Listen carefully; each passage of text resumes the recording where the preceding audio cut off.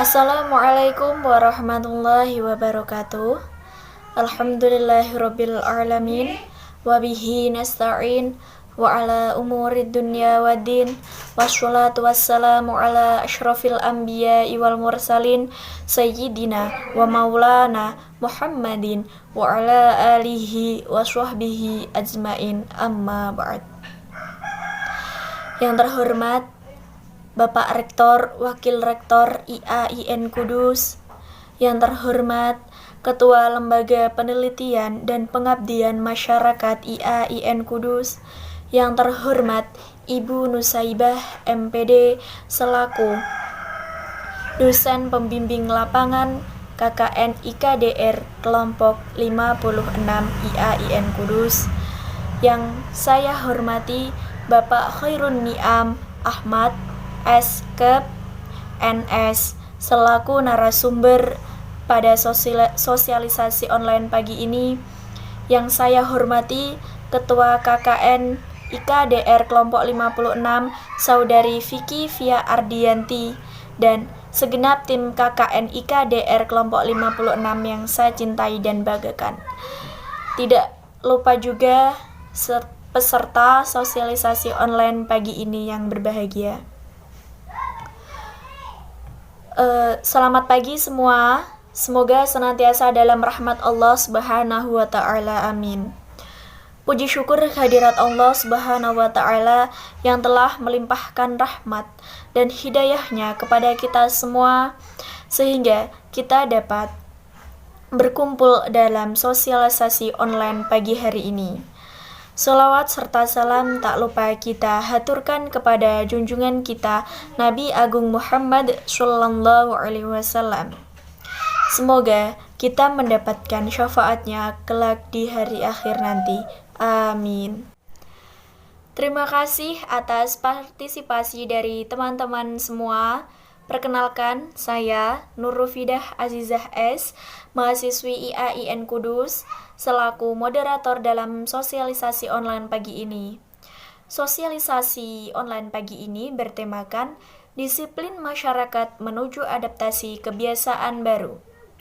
Nah, sebelum sosialisasi online kita mulai, kita membaca basmalah terlebih dahulu supaya sosialisasi online pada pagi hari ini berjalan lancar dan mendapatkan manfaat yang dapat kita laksanakan dalam kehidupan sehari-hari.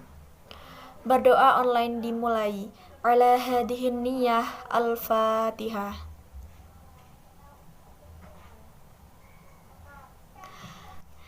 Terima kasih.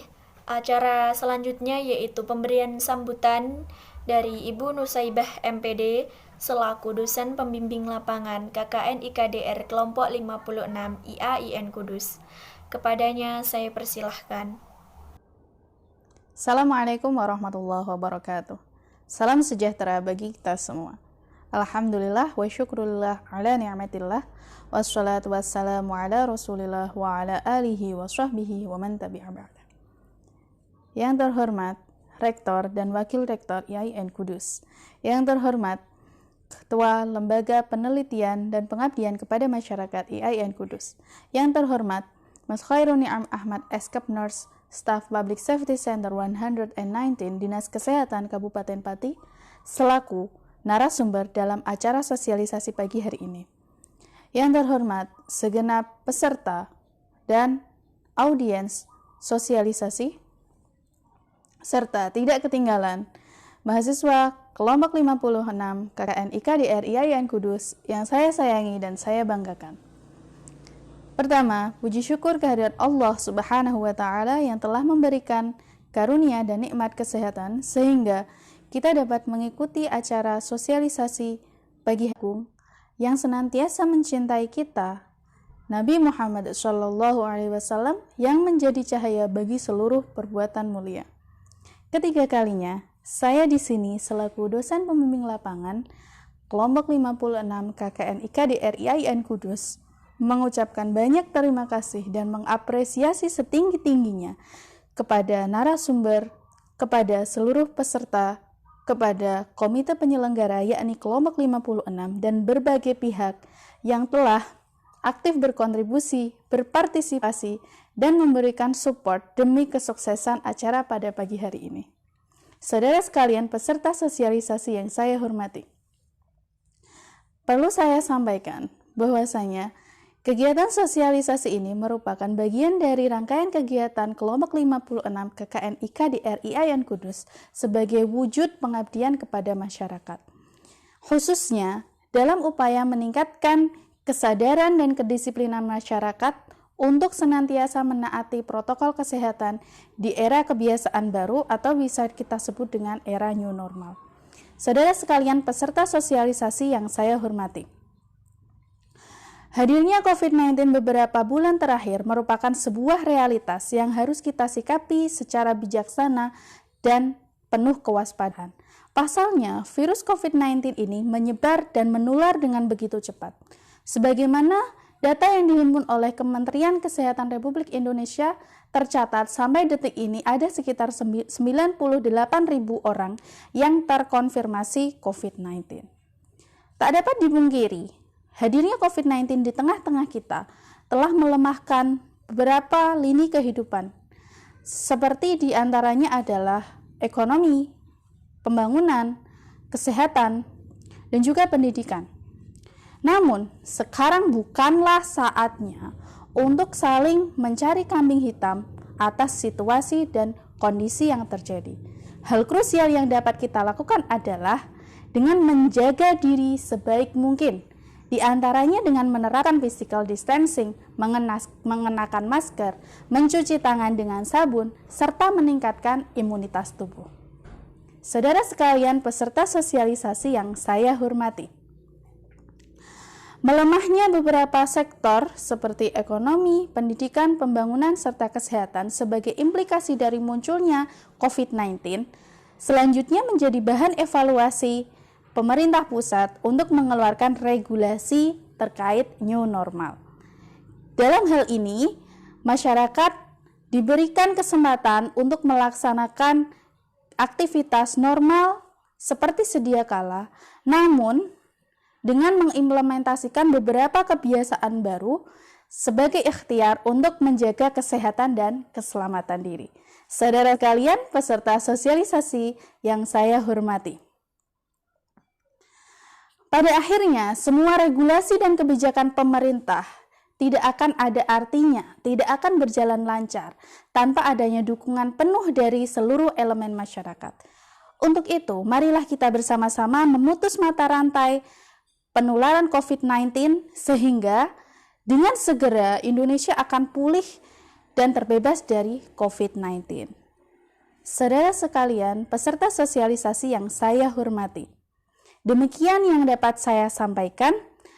Dari saya pribadi memohon maaf apabila terdapat kekurangan dan kekhilafan, dan mewakili kelompok 56 KKN IKA di RIAIN Kudus mengucapkan permohonan maaf apabila dalam segi fasilitas, mekanisme, dan juga penyajian acara sosialisasi ini terdapat kekurangan. Untuk itu, semoga acara sosialisasi ini dapat memberikan manfaat bagi kita semua. Ingatlah pepatah lama, an ounce of prevention is worth a pound of cure. Stay safe, stay healthy, stay productive, and keep your spirit. Billahi taufiq wal hidayah. Assalamualaikum warahmatullahi wabarakatuh. Terima kasih saya ucapkan kepada Ibu Nusaibah MPD yang telah memberikan sambutan yang sangat luar biasa dan memberikan wejangan yang baik untuk kehidupan kita di tengah pandemi COVID seperti ini dan menuju adaptasi baru yaitu new normal. Semoga bermanfaat untuk semua. Acara selanjutnya yaitu pemberian materi sosialisasi dari Bapak narasumber kita, yaitu Bapak Khairun Ni'am Ahmad, SKEP NS. Teman-teman semua diharapkan dapat menyimak dengan baik dan seksama. Untuk Bapak Ni'am, dipersilahkan. Assalamualaikum warahmatullahi wabarakatuh. Alhamdulillahirrabbilalamin. Wa bihi nasta'in wa ala umuri dunya waddin. Wassalatu wassalamu ala asyrofil anbiya'i wal mursalin wa ala alihi wa sahbihi ajmain, amma ba'd.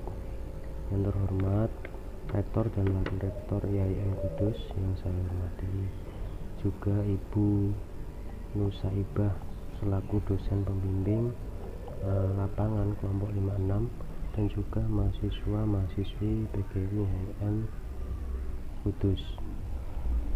Perkenalkan, nama saya Khairun Niam Ahmad, petugas PSC 119 Kabupaten Pati.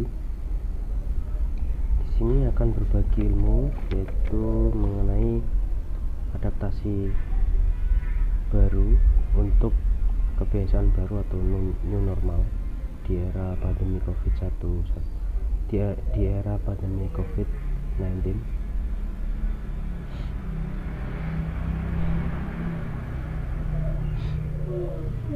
Yaitu yang kita bahas nanti adalah apa pengertian dari corona, kemudian ada juga apa saja gejalanya, kemudian bagaimana cara penyebaran COVID di dunia, kemudian bagaimana cara penyebaran COVID di Indonesia, dan bagaimana langkah penjagaan COVID. Juga ada data dari kasus COVID-19 ini, dan apa saja pengertian adaptasi kebiasaan baru atau new normal, kemudian apa saja yang bisa dilakukan pada adaptasi kebiasaan baru ini.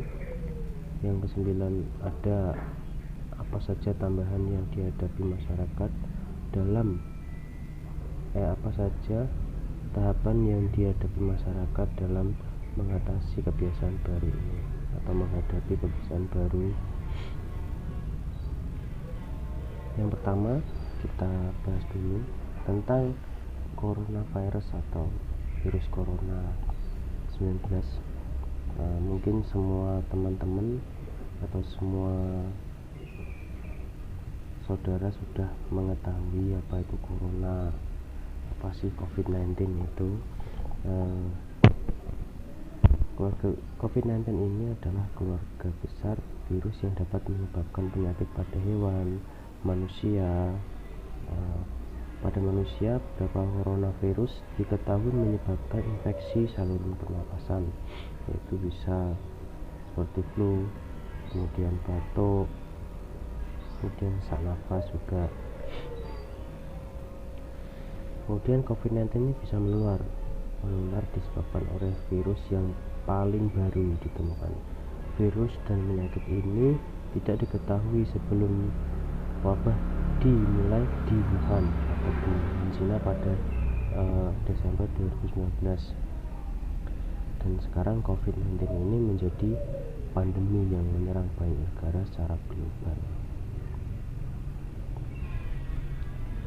Nah, gejala dari COVID-19, gejala awal infeksi virus COVID-19 ini bisa menyebabkan flu, yaitu demam, pilek, batuk kering, dan sakit tenggorokan, dan juga sakit kepala.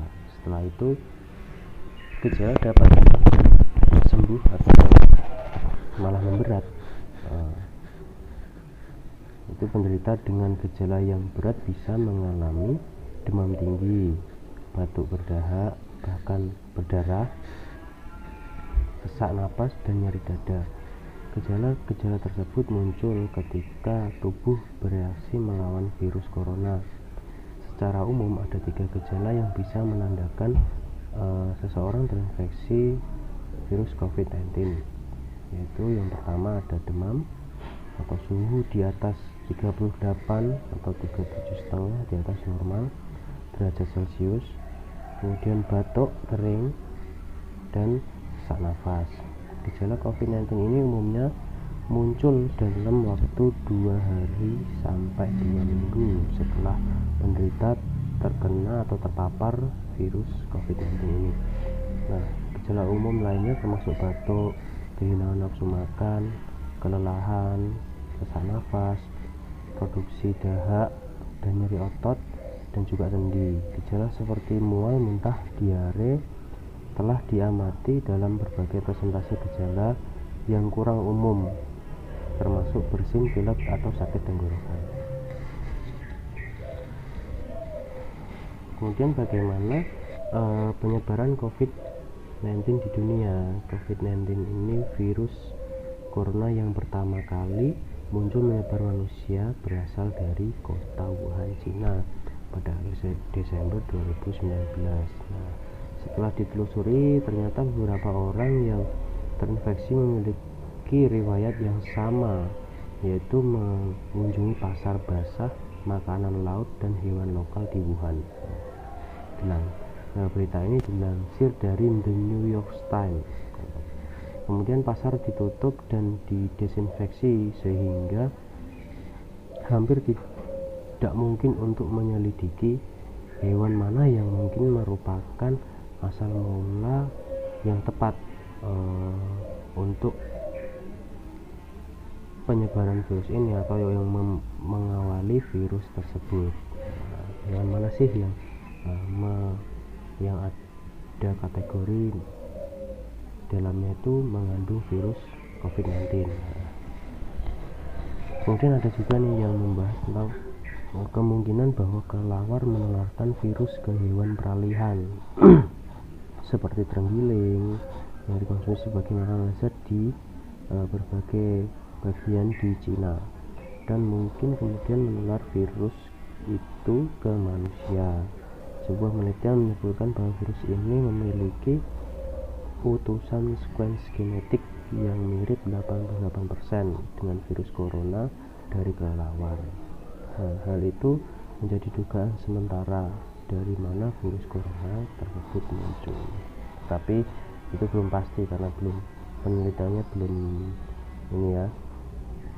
belum disahkan oleh para ahli-ahli virus di dunia.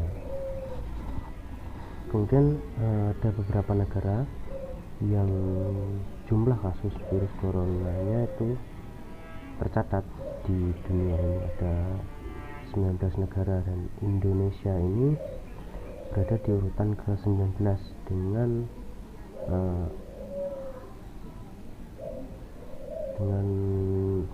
populasi yang terpapar yaitu 12.776, yang meninggal ada 2.381 dan yang sembuh ada 930. Ini data dari belahan dunia, dan Indonesia termasuk kategori nomor ke-19 dari 193 negara. Nah, kemudian penyebaran COVID di Indonesia. Virus COVID-19 ini pertama kali ditemukan di Wuhan, Cina pada akhir 2019 lalu. Penyebaran virus yang sebelumnya penawarnya itu hingga kini tidak terkendali atau belum ditemukan penawarnya, sudah 200 lebih negara di dunia melaporkan adanya kasus terpapar virus corona. Nah, memang virus corona ini atau COVID-19 itu memang saat ini menjadi pandemi di seluruh belahan dunia, termasuk Indonesia juga. Indonesia nomor 19 kategori negara yang melaporkan kejadian COVID-19 ini. Nah, ini bisa diupdate data COVID-19 tanggal 26 Juli kemarin dari tahun 2020, yaitu jumlah terpapar COVID-19 di Indonesia. Bisa Anda update di covid19.id Indonesia, yaitu ada 98.778 orang yang terkonfirmasi terpapar virus ini. Kemudian yang sembuh itu ada 56.655 dan yang meninggal ada 4.781.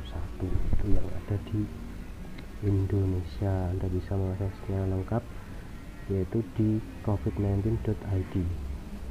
silahkan di update COVID-19 di Indonesia.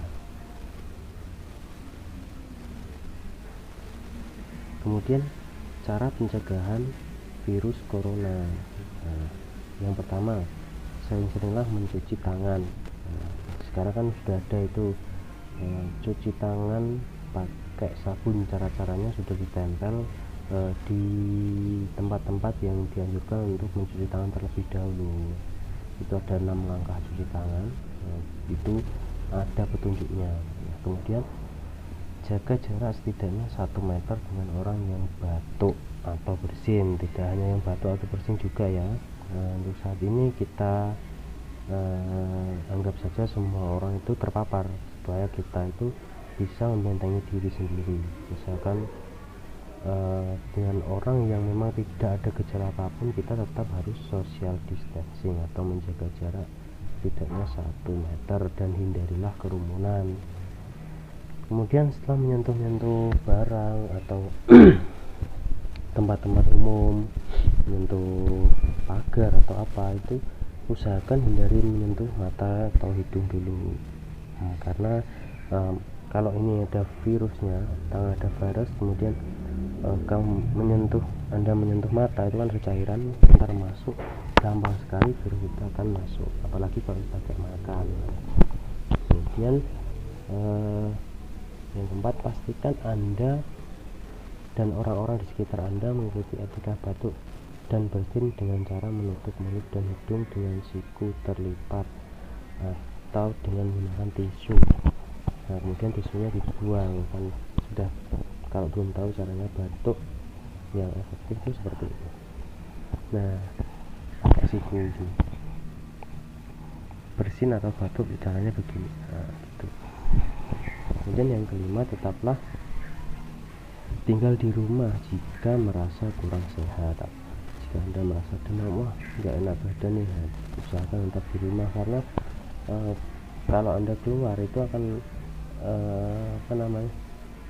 akan agak mudah sekali terpapar oleh virus corona ini, karena virus corona ini lebih aktif untuk orang yang kondisi badan atau kondisi imunnya tidak stabil atau sedang menurun. Kemudian yang keenam, tetap ikuti informasi terbaru tentang hotspot COVID-19 atau yang berada di kota atau daerah di mana COVID-19 itu menyebar luas. Kemudian perlindungan jika sedang berada atau pernah berkunjung ke dalam waktu 14 hari, itu dalam berkunjung ke tempat-tempat lain atau di luar kota dalam waktu 14 hari terakhir. Wilayah di mana COVID tersebut menyebar adalah, yang pertama, ikuti panduan di atas, yaitu perlindungan untuk semua orang yang tadi sering mencuci tangan, pakai masker, bawa hand sanitizer, hindari kerumunan, social distancing. Itu kemudian lakukan isolasi diri dengan cara tetap tinggal di rumah Anda jika mulai merasa kurang sehat. Itu yang kedua. Kemudian yang ketiga, jika Anda demam, batuk dan kesulitan bernafas, segera minta nasihat dokter atau minimal periksa dulu, karena kondisi ini bisa jadi dikarenakan infeksi saluran pernafasan, kondisi serius lainnya. Nah, kalau sudah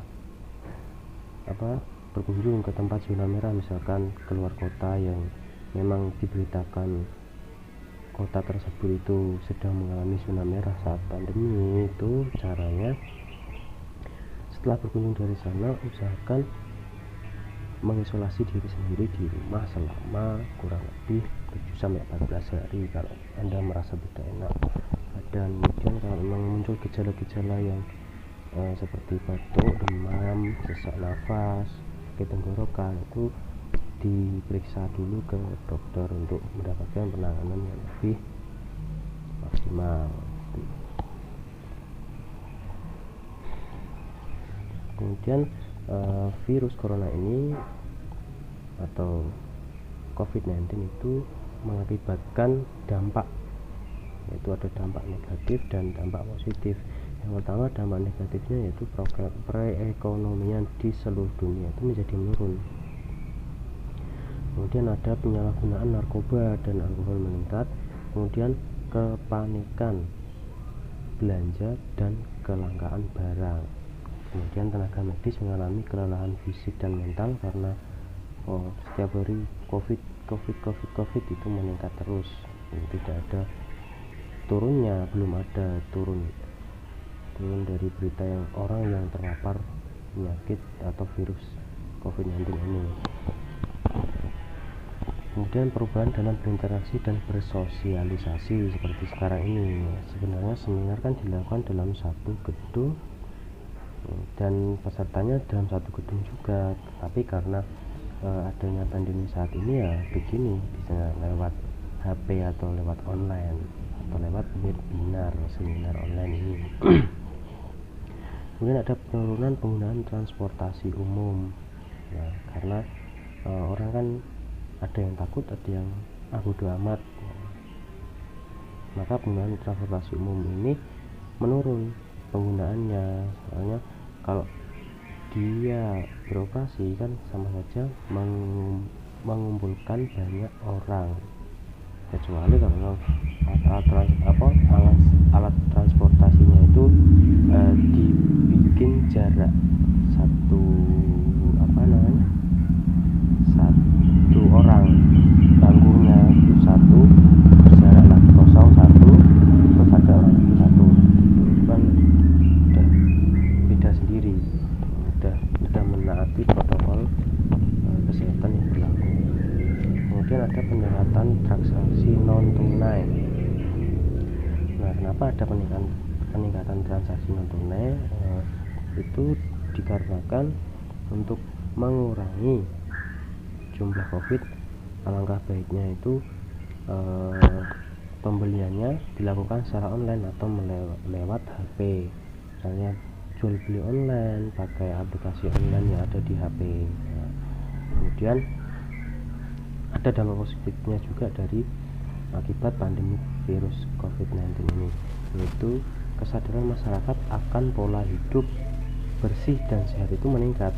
Nah, kalau nggak ada pandemi saat seperti sekarang ini, nggak mungkin setiap kantor, setiap pasar atau Indomaret atau Hamad terdekat, tempat-tempat belanja itu diberi cuci tangan. Dan dulu sebelum ada pandemi nggak ada cuci tangan pun. Nah, kemudian ada langit cerah, polusi berkurang, itu karena adanya lockdown. Nah, orang yang di lockdown kan tidak bisa keluar kemana-mana, di rumah aja sebetulnya, makanya polusi saat ini sedang berkurang. Kemudian semakin dekat dengan keluarga itu kan karena peraturan dari pemerintah saat ini diusahakan untuk di rumah aja, jadi tetap safe itu di rumah. Nah, kita masuk ke tema nih, ada pengertian dari adaptasi kebiasaan baru atau new normal. Di sini ada definisi the new normal, itu menurut pemerintah Indonesia adalah tatanan baru untuk beradaptasi dengan COVID-19. Menurut Yuri, tatanan kebiasaan dan perilaku yang harus berbasis pada adaptasi untuk membudayakan perilaku hidup bersih dan sehat. Nah, inilah yang kemudian disebut sebagai the new normal. Nah, ini adalah cara adaptasi yang baru. Kalau dulu sebelum pandemi itu banyak yang keluar rumah itu nggak bawa masker, nggak ada yang bawa hand sanitizer atau minimal cuci tangan aja jarang gitu. Nah, untuk saat ini adaptasi kebiasaan baru, jadi kita harus terbiasa dengan adanya kebiasaan new normal ini. Kalau ke pasar itu harus bawa masker, itu harus sudah biasa, kita harus bersahabat dengan protokol kesehatan terbaru, atau minimal kebiasaan hidup sehat kita ini jadi meningkat untuk menghadapi COVID-19 untuk pandemi saat ini.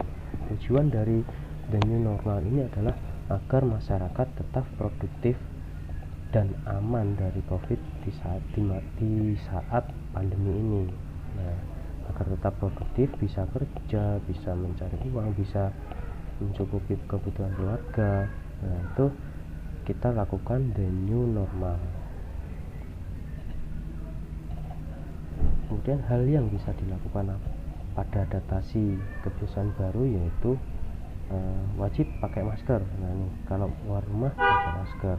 Kemudian sering cuci tangan, kalau mau masuk ke pasar cuci tangan dulu. Itu tujuannya membuang virus yang Anda bawa dari luar pasar. Nah, kemudian setelah berbelanja itu jangan lupa nanti cuci tangan dulu sebelum pulang ke rumah, biar virus yang dari pasar setelah Anda menyentuh barang-barang yang dijual di pasar itu bersih kembali. Nah, kemudian baru ke rumah dan cuci tangan lagi sebelum masuk ke rumah. Kalau bisa lebih efisien, lebih praktis pakai hand sanitizer.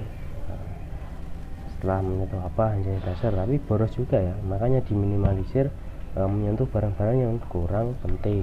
Kemudian jagalah tetap makan makanan yang bergizi dan seimbang. Kemudian olahraga dan say hello, tidak usah bersalaman dulu, say hello saja, hey gitu. Nah, kemudian gunakan uang elektronik. Nah, ini untuk uang elektronik ini kan gimana kalau yang masyarakat desa yang belum tahu atau belum pernah menggunakan uang elektronik? Kadang kan bingung, uang elektronik itu seperti apa kalau orang desa yang nggak tahu kan. Nah, gunakan uang elektronik ini itu untuk orang-orang yang sudah mempunyai aplikasi, orang-orang yang zaman now, bukan zaman old. Kalau zaman old ya nggak tahu uang elektronik, pegang HP kan, HP saja kadang tidak punya, makanya tetap tidak bisa itu memakai uang elektronik seterusnya itu tidak bisa, soalnya masih banyak SDM di negara kita itu banyak yang kurang gitu. SDM terus IQ-nya juga itu kurang.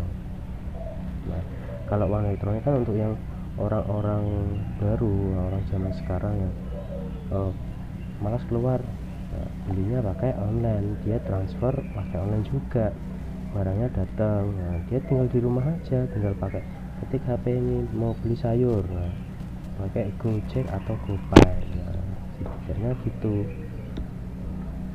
Nah, kemudian setidaknya di rumah saja, kalau mau pengen aman ya, olahraga juga di rumah. Sepeda kecil itu yang ada alat olahraga itu ya di rumah gitu. Nah, inilah pesan kunci yang perlu dilakukan secara disiplin. Kalau yang namanya disiplin mungkin agak susah untuk masyarakat Indonesia ya, karena masih banyak yang ngeyel, karena masih banyak yang belum mengetahui apa virus corona ini apa. Nah, kalau orang Jawa bilang kan gitu, nggak percaya, soalnya kan nggak kelihatan. Boleh percaya atau nggak percaya, soalnya hidup itu kita yang menentukan sendiri. Kita mau beradaptasi ya, kita tidak menjadi orang yang tertinggal dan merugi. Kita harus beradaptasi dengan kebiasaan-kebiasaan baru untuk bisa tetap produktif untuk masa pandemi ini ya.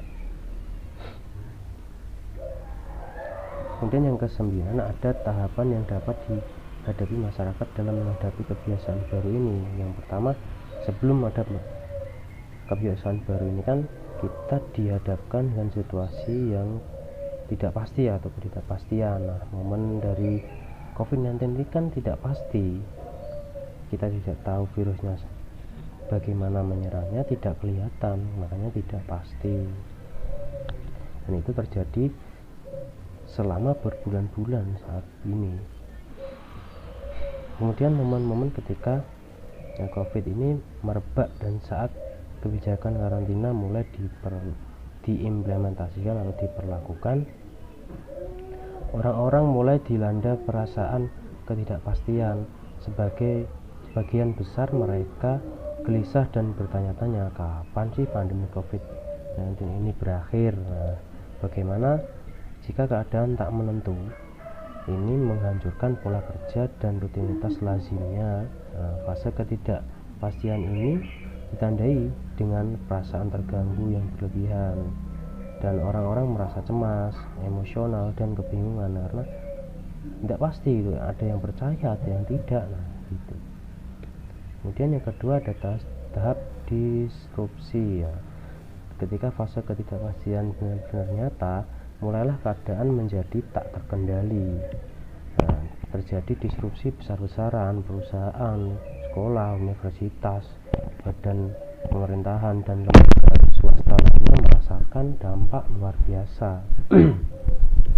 Nah, orang-orang yang awalnya hanya gelisah kini menjadi panik karena keadaan ekonomi menjadi kacau balau. Orang-orang merasa COVID-19 adalah bencana yang merusak hidup mereka. Penyedia lapangan kerja mulai merumahkan karyawan-karyawan dan mem-PHK besar-besaran karyawan tersebut. Awalnya nggak percaya, kemudian pas ada bukti bahwa itu memang manusia meninggal gara-gara COVID-19, baru dia panik. Dia paniknya kalau kalau semua karyawan saya itu terkena COVID-19, nanti saya juga terpapar. Nah, itu mereka menjadi panik, akhirnya merumahkan karyawan-karyawannya dan mem-PHK-nya secara besar-besaran. Itu tahap yang kedua, disrupsi atau kepanikan. Kemudian yang tahap ketiga nih, kita masuk tahap ketiga, yaitu tahap adaptasi. Nah, setelah merasakan disrupsi besar-besaran, nah, orang-orang ini mulai berpikir bagaimana bahwa tak ada jalan lain kecuali harus menerima keadaan saat ini ya, gitu. Selagi menunggu pandemi, mereka dan ahli kesehatan mencari solusinya. Mau tidak mau individu mesti beradaptasi dengan keadaan saat ini. Nah, itu oleh karena itu perusahaan-perusahaan, sekolah, universitas, lembaga swasta, dan pemerintah mulai menerapkan kebijakan-kebijakan baru. Nah, mulai dari pembelajaran jarak jauh atau remote learning, kemudian bekerja dari rumah, work from home, serta mengikuti himbauan protokol kesehatan yang disarankan ahli kesehatan seperti menerapkan physical distancing, kemudian mencuci tangan teratur, mengenakan masker ketika berada di luar rumah. Itu menjadi kebiasaan, itu harus menjadi kebiasaan untuk menjaga diri kita sendiri.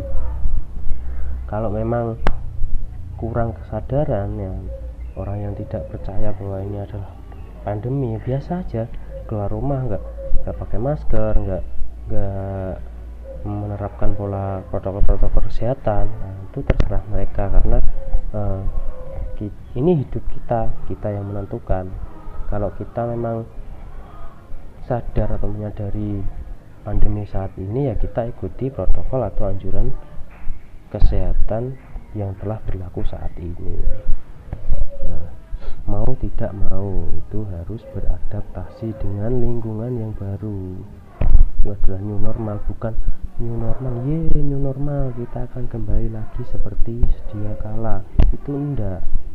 Kita harus tetap menerima bahwa sekarang itu masih dalam keadaan pandemi. Sampai kapanpun itu belum tahu kapan berakhirnya COVID-19 ini. Nah, kemudian yang keempat ada kelaziman baru, new normal. Pada tahap keempat ini orang-orang mulai mengembangkan norma-norma baru, mulai melakukan rutinitas sehari-hari, bagaimana caranya bekerja, bagaimana caranya belajar, dan cara terhubung dan bersosialisasi dengan sesama melalui media atau sumber daya yang tersedia. Nah, ini akan setelah beradaptasi, kita akan mulai terbiasa dengan keadaan saat ini, bagaimana caranya kerja yang aman, safety, kemudian cara belajar yang safety itu gimana, kemudian cara terhubung dengan teman-teman, dengan orang lain, dan bersosialisasi dengan siapapun itu sekarang ada di media atau sumber daya yang tersedia. Seperti internet menjadi kebutuhan sehari-hari. Dan orang-orang beralih ke media sosial, menghindari hiburan dari aplikasi. pembelajaran, kemudian metode kerja dan lain sebagainya. Ketika skenario kelasian baru dan new normal sudah masyarakat, lambat laun orang akan mulai terbiasa dengan yang namanya hidup baru dengan keadaan pandemi ini. Nah, tetap waspada. Pesan saya, jika pergian atau keluar rumah, usahakan memakai masker yang baik dan benar. Nah, kemudian jangan lupa membawa hand sanitizer untuk lebih praktis, tinggal semprot. Nah, praktis, tidak usah cuci tangan, tapi tetap nanti kalau sampai rumah harus cuci tangan dan jagalah kebersihan. Kemudian kalau memang Anda ada gejala yang timbul seperti gejala COVID-19, periksakan diri ke dokter atau ke klinik terdekat ya, tapi tetap bawa masker.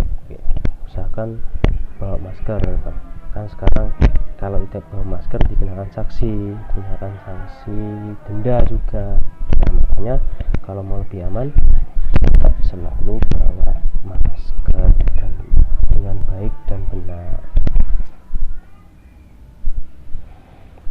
Nah, tadi sedikit pembahasan berbagi ilmu saya dengan saudara sekalian. Itu mungkin kurang lebihnya saya mohon maaf. Mungkin itu yang bisa saya sampaikan untuk seminar saat ini. Terima kasih untuk IAIN Kudus yang telah memberikan waktu saya untuk bisa berbagi ilmu bersama rekan-rekan sekalian, juga bersama ibu dosen yang terhormat. Terima kasih atas waktunya. Saya ucapkan wassalamualaikum warahmatullahi wabarakatuh. Terima kasih atas materi yang telah disampaikan narasumber kita, Bapak Khairun Ni'am Ahmad. Semoga materi yang telah disampaikan dapat bermanfaat kepada kita semua. Amin. Selanjutnya, saya di sini akan undur diri. Saya minta maaf yang sebesar-besarnya atas perkataan dan perlakuan saya yang menyinggung hati teman-teman semua. Saya pribadi mohon maaf yang sebesar-besarnya. Wabillahi taufiq wal hidayah. Wassalamualaikum warahmatullahi wabarakatuh.